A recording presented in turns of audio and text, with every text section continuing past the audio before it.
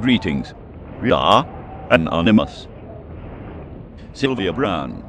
You claim to be a psychic. You claim to be able to speak with the dead. We know you are a fraud. We know you are driven by greed. It is time for us to expose you.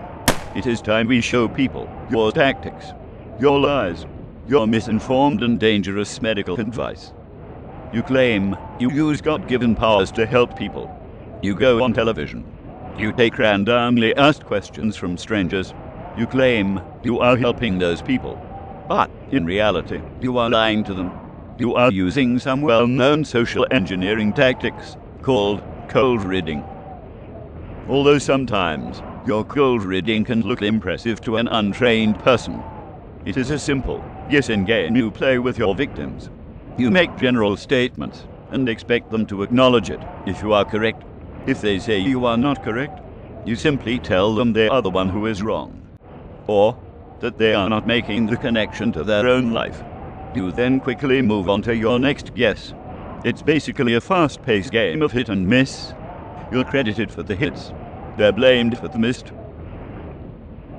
Unfortunately for you, there is a major problem that occurs when you are playing your guessing game. Quite often, you are so horribly wrong that, mixed with the fact you are a media-hungry pig, gives us access to more material necessary for showing the world how much of a fraud you really are. For example, these grieving parents went on television to ask you how their daughter had died. You quickly told them that she had been shot. They said, no, she had just collapsed in her room. You then said she was hit in the chest somehow. The parents said nothing was found in the autopsy. You then said, you do not care. It looks like something hit her in the chest. Once again the parents said, but nothing was found at the autopsy. You then insisted that she was somehow hit in her chest with something sharp. It was then your accomplice in crime, Montel, opened his mouth. He asked the parents if their daughter played sports. They said, yes. Montel then insinuated she must have been hit in the chest with something while playing sports earlier that day, causing her death later that night. Although you were not correct, he conveniently bailed you out and completely ignored the fact you mentioned the girl was shot. He is a fraud just like you. Another example, back in 1999, you were on Montel talking with the grandmother of 6-year-old Opal Jennings. She was abducted in front of her grandparents' home. You told the grandmother that Opal was alive, she was sold into slavery, and she is now in Japan. Both you and Montel promised the grandmother you would help find Opal after the show.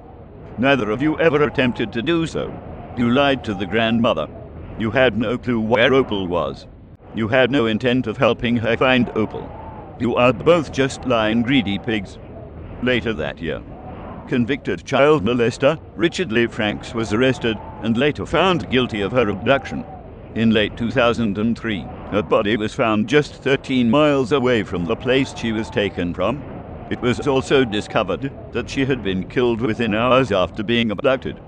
How appalling is that? You said she was alive. You gave the family false hope. You gave the authorities false leads. And for what? So you could sell more books?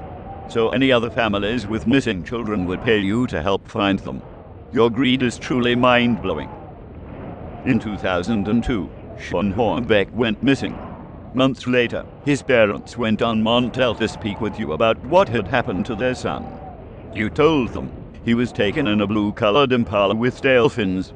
Also, he was taken by a dark-skinned, Hispanic-looking man with long red locks. And most devastating of all, you said that Shawn was dead. After the show, Shawn's parents contacted you in hopes you would help them find his body. You agreed to do it. But it would cost them $700 per hour. They passed and kept up hope while looking for Shawn. As usual, it turns out you were lying to them.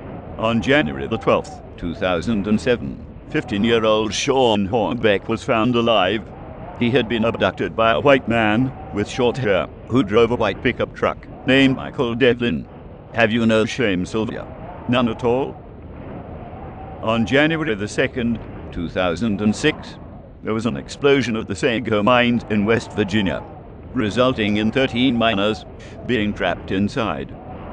Then 2 days later, it was reported that 12 of the 13 miners were still alive. Shortly after the news reports, you were on the late-night radio show called Coast to Coast with host George Morey. Morey asked you if you had felt they would be found alive. You said, "I knew they were going to be found." Then later during your interview, it was reported that there was a mix-up earlier. Only one miner was still alive and 12 miners had died. It was then you changed your story. You said, "I don't really think there's anybody alive.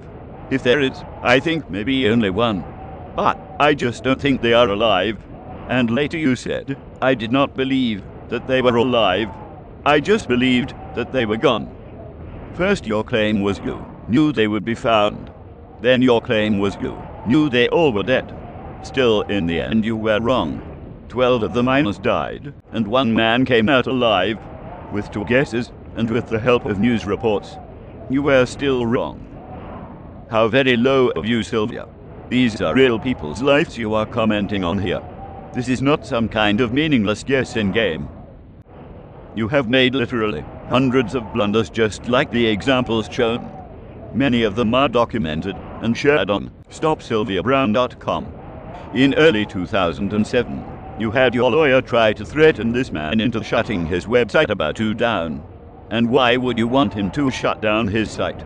Because he shares transcripts of all your horrible mistakes? Because he shared with the world you are a criminal who tried to pull off a gold mine for sale scam back in 1988, but then was arrested? Or is it because he has your college transcripts, and for years you claimed you have a master's degree in English, but in fact you haven't even earned a bachelor's degree? And he is not the only person who has questioned your bullshit claims. This man, James Randi, has offered you, time and time again, the opportunity to test your claims in a double-blind test. If you pass the test, Mr. Randi will give you $1 million of his own money. Although if confronted on TV you accept the challenge, you never follow through and take it. You once even told Mr. Randi, who by far is one of your biggest critics, you do not need his money. So in turn you would not take his test. That is ironic. If any of your beloved followers need to talk about a missing or dead loved one, you will charge them $750 for a 20 to 30-minute conversation. It is not only bald-headed skeptical old men with beards who see right through you. In fact, there are people from many walks of life that are sick of you and all the others who use cold reading to lie about being psychic. For example, there are magicians, newscasters, scientists, and writers. These people, and many, many more, know you are a fraud and are sick of you taking advantage of people's griefs, hard times, and religious beliefs, all in the simple name of making a quick profit. Now, Sylvia, we do not expect you to care what we are saying here. We do not expect you to stop your scams. We do not expect you to start having compassion for your victims. Also, we do not expect your committed followers to change their opinions about you. Our goals here are better than that. We will minimize the profits of con artists like you by making sure the next generations have the knowledge needed to not fall for such trickery. We will make sure in the future people like you are known liars and not seen as some kind of mystical prophets. The shared knowledge of your tricks and tactics is 10 times more powerful than you could ever imagine. There is no lie you can tell that will stop that knowledge from flowing from mind to mind, family to family, generation to generation. Then maybe someday, people like you will have to prove your claims. Then maybe someday, people like you will be held responsible for your lies. Then maybe one day, the fight will be over. And on that day, your kind will prey on vulnerable people no more. Well, Sylvia, we're all done here for right now. But I think we will leave you with a little joke. What is extremely fat, dishonest, and riddled with holes? You give up?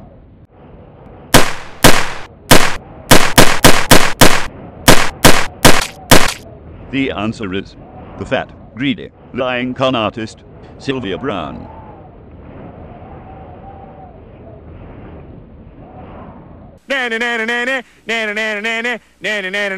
Joke's on you.